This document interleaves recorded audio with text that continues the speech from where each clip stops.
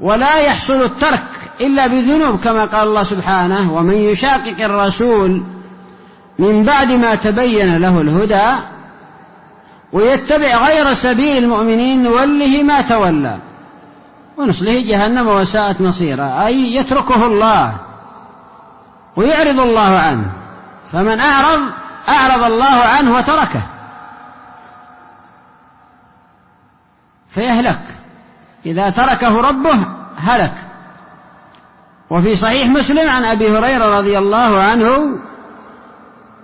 أن النبي صلى الله عليه وسلم قال عن رب العزة جل وعلا: أنا أغنى الشركاء عن الشرك، من عمل عملا أشرك معي فيه غيري تركته وشركه.